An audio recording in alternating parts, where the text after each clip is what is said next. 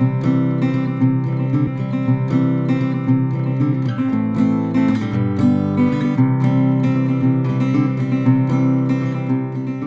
guys, today I'm going to be doing the Project Pan Questionnaire video. This was a tag video that was made up by Megsmakeup8, and it's just a bunch of questions revolving around Project Pan, which I have been doing since February. I love being part of the Project Pan community, so I thought this would be a great tag to answer. I don't know that I've actually been tagged, but I thought I would go ahead and do it anyway just because it has some really great questions and I've loved watching the other people that I've seen do this video, so I'm just going to go ahead and do that. Just a note, you may have noticed in the beginning of the video I had this little friend sitting back here. She is now gone over by my vanity, but last weekend my boyfriend and I adopted a kitten from the Humane Society, so you may hear a jingling sound or occasionally me yelling at her because she gets into things, but her name is Aowen. She's about 5 months old. She is darling and fluffy and most of the time sweet. She's a little bit crazy right now, so you're probably going to see her running around like a spaz in the background, but so if you hear that, that's what's happening. So yeah, it's pretty exciting for me. I've been wanting a cat since April and we've been putting it off, and so we finally picked her up and I love her. So anyway, I'm gonna get into the... Dude, what are you doing? Awen! Why? Why does that seem necessary? Alright, I'm gonna get going. I'm gonna go ahead and answer the question. I started Project Panning because I had a bunch of products in my makeup collection that were getting ready to go bad, or I hadn't used them and I knew that I should to get my money's worth. And I was really having a hard time sticking to products and using them up and getting them out of my collection, so things would just accumulate and I would just jump back and forth for things and then I'd have a bunch of almost done stuff. So by doing Project Pan, it really encouraged me to use the things that were going to go bad soon, to use some products that I wasn't using, and to really finish up some things to make more room in my collection so that I wasn't hoarding a bunch of half-empty stuff.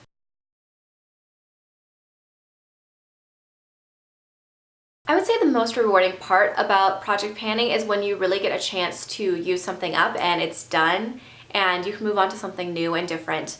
There was a blush that I used for probably a good 4 months in a row and I liked it, it was fine, but it was really exciting and rewarding to feel like this is done, I didn't let it go to waste, and now I can move on to something new. And I get to try different things in my collection and really use those up and figure out if I like them or not through Project Pan.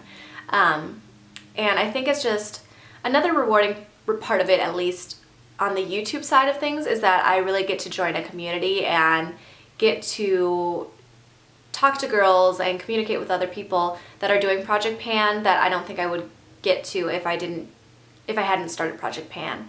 I subscribe to and talk to several girls quite a bit on YouTube that I don't think I would have met if I hadn't started doing Project Pan, so that was a great reward for YouTube on that side as well.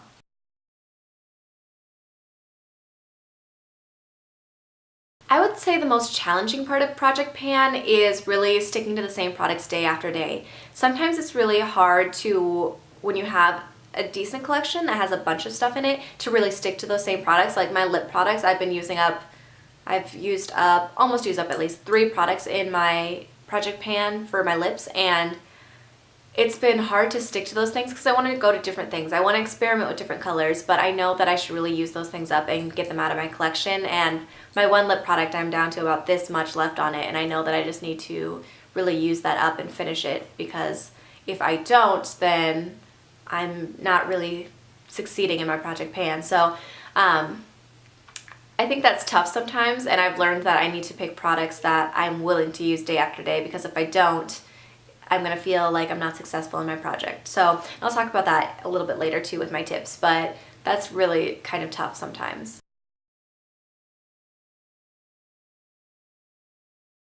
This is my first Project Pan that I have done. I started in February. It's still going on. I still have a few products that I'm in the process of using up. I do plan on doing more Project Pans in the future. I think after I finish this one, I am going to take a break for a while and probably wait until the end of the year and then start fresh at the beginning of next year. But I really do enjoy Project Pan, and I think it's a fun thing to be involved with, and I have enjoyed the way that I feel when I get those products done. So I will probably keep on doing it. I just will take a little bit of a break from it instead of jumping into another one right away.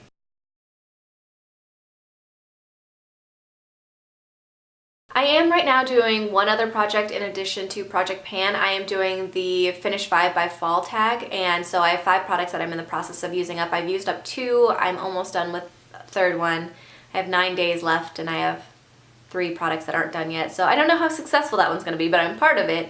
And then I know Amber F is doing something like finish so many products by Christmas or something that I will probably also join, because I think it's really encouraging and motivating to do those projects and really get those things out that I have been struggling to use up, that have just been sitting around. So I also am considering doing something like Megan from Megsmakeup8. She did a project Use It Up, and I might do something along the lines of that for next year. We'll see.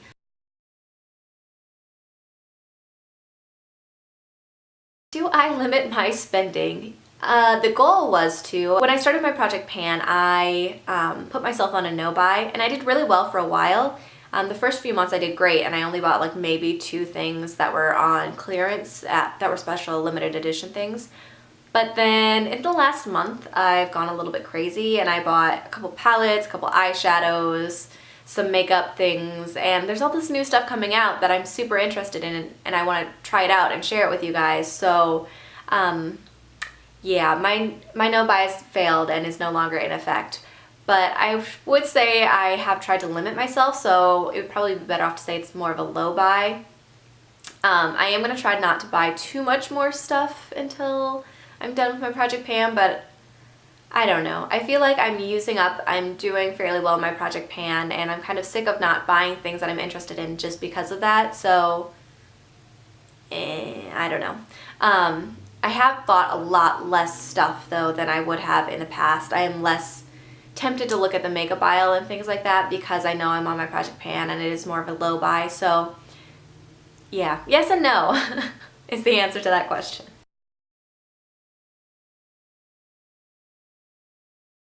I have a lot of Project Panners that I really like to watch. I'm subscribed to a bunch of people, and I've really made some connections through Project Pan. But the ones that really come to my mind when I think about it right now off the top of my head, I love to watch Megsmakeup8 and her Project Pan. Pretty Pistol 86, Amber F, and LS are the ones that really come to my mind off the top of my head. I know that there's a bunch of other people that I'm subscribed to that I watch as well, but those are the ones that really I watch very, very consistently and regularly.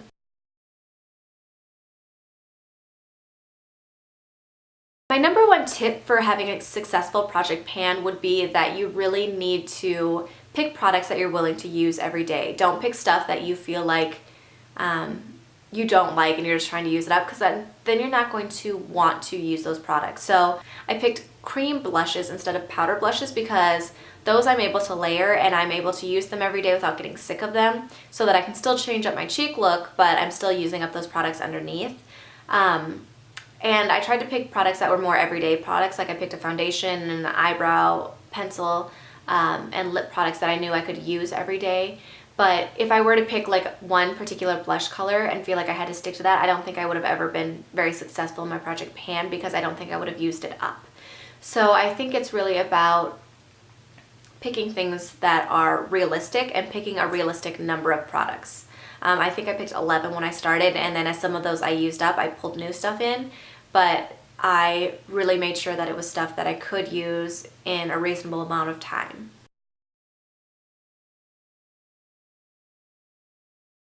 My goal for my makeup collection through Project Pan is really to use up products that are going to expire and go bad before they do go bad, so that I actually get my money's worth out of them. So I've moved out those old products, and also to really pare down my makeup collection to things that I know that I like.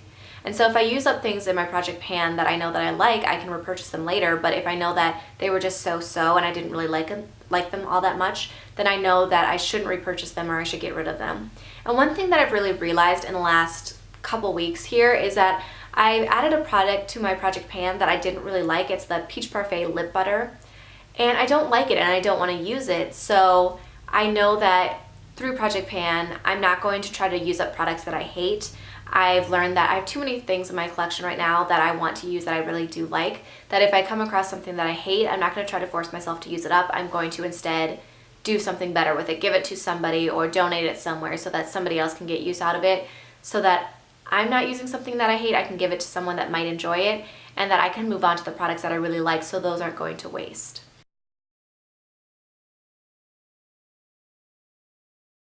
With this tag, just like a bunch of other tags that I've done, I don't know who has and who hasn't done this tag video before, and so I'm not going to go through my list and try to check everyone that has. So if you do Project Pan and you're interested in doing this tag, I would love to see it. Link it in the comments below, please. I would really love to see your responses. I tag anybody that does Project Pan that hasn't done this video already to do this.